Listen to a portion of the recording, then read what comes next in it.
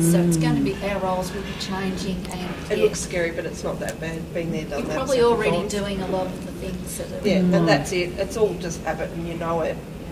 Yeah. And once it's a habit, you know what to do. Yeah.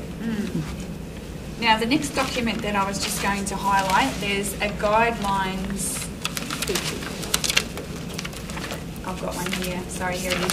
Guidelines for emergency staff. Now, each of the centres will have one of these, and you've got a copy in your book. And what it is it's just something for you to flick through when you first arrive at the centre to have a look at, and it just goes over lots of different things about where you might find things in the centre. First aid kit, fire extinguisher, individual children's emergency medical management, etc., etc. So that's a good little tool for you to have a look at when you first arrive if you're not familiar with the centre. And now Alison's just going to give you a brief overview of the Victorian Early Years Learning Development Framework and the Early Years Learning Framework. Right, and as Julie just mentioned before, there have been lots of changes in the early childhood education in both Victoria and Australia. At a national level, we have the Early Years Learning Framework, which is 0 to 5, and at a Victorian level we have the Victorian Early Years Learning and Development Framework, which is 0 to 8, or at a state level rather. Now, we're quite lucky in Victoria as both of these documents are very, very similar, and they're based on current research and theory. They acknowledge the importance of children learning through play, and they consist of 5 learning outcomes, and these are identical, and some of the wording's identical too. And the outcomes are identity, community, wellbeing, learning and communication. Now, we could make another session from these. We've just done 4 modules of training last year, which were 3 hours each. So we're just really letting you know about them today, and later on we've got some websites where you can find out more about the frameworks. The national framework has an added bonus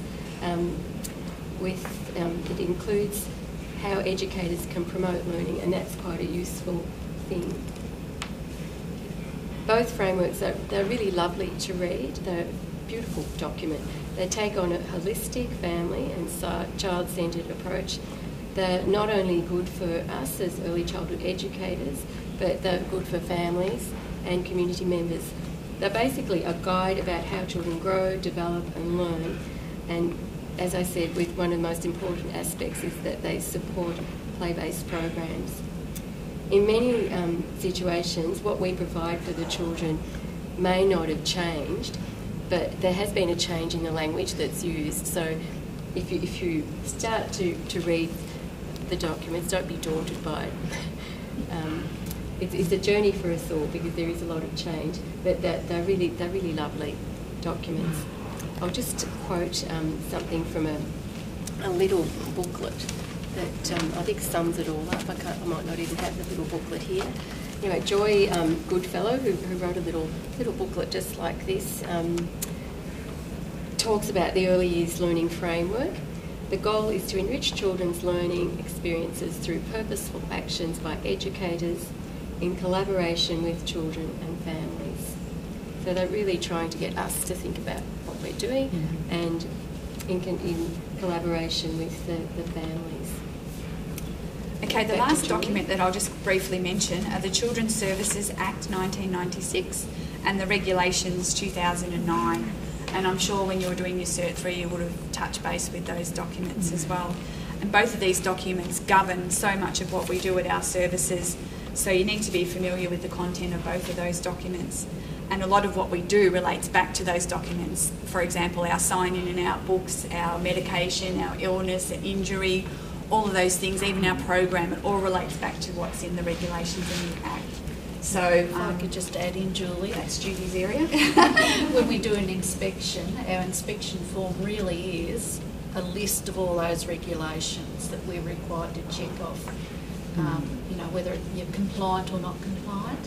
So if you get familiar with the Act and Regs, you'll know there's no secret to what we're looking for. There's no mystery to it. It's just, you know, making sure that you have the appropriate records, that children are safe, and staff records, you know, are correct with appropriate working with children, check details, etc.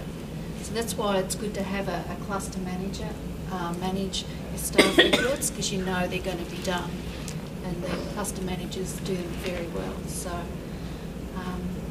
yeah, so, and also any time if you would like to sit, we do appraisals of the Act and Regs, which is just an open book test, you know, multiple choice. So I would suggest if you're ever asked to go onto a licence, any of you nominees on licences?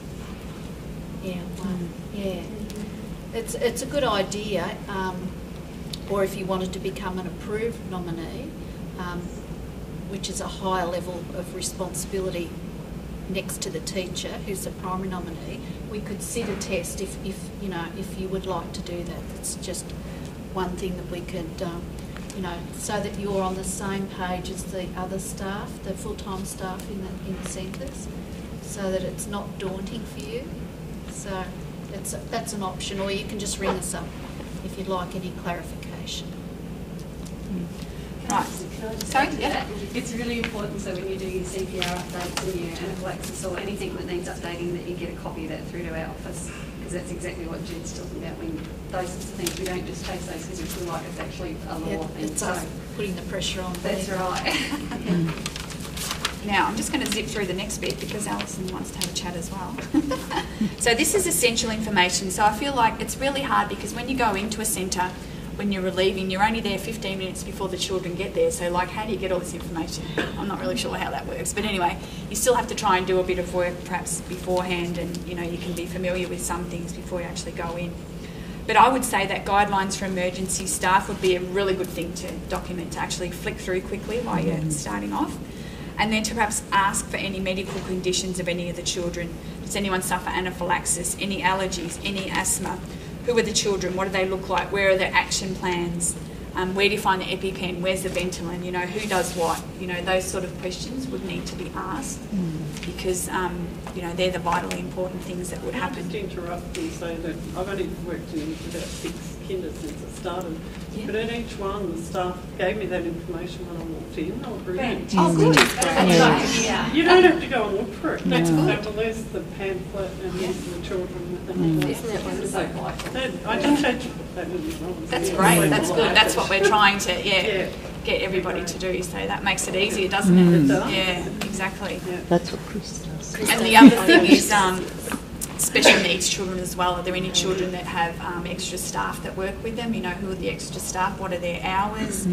Are there any other children that perhaps don't have extra staff members, but are there any behavioural issues that I need to be aware of? You know, like, you know, does this child do something particular that I need to know about, and how can I deal with that? You know, how do you deal with that? What are the guidelines there?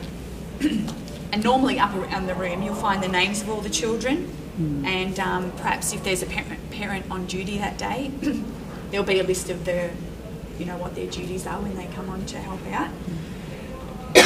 Excuse me. The program will also be displayed in a prominent position, so you can just look at that quickly as well if you need to. And Alison's going to go on to that in a little bit more detail in a minute. Just to quickly, briefly go over like supervision, there's lots of different documents that can help you there with supervision.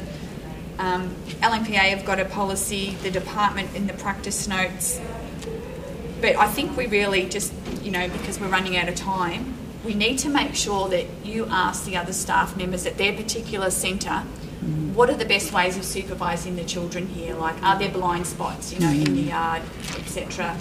And how does it work, you know, if there's an indoor and outdoor program, who's in, who's out, where should I stand, where's the best spot, you know, what should I be looking for, those sort of things. And also communicating with the other staff member on the day, like, you know, oh, I've really got to go to the toilet, so, you know, off you go. And if that person has to go to the toilet, you know, well, where should I be while you're in the toilet, you know, where is the best spot to see?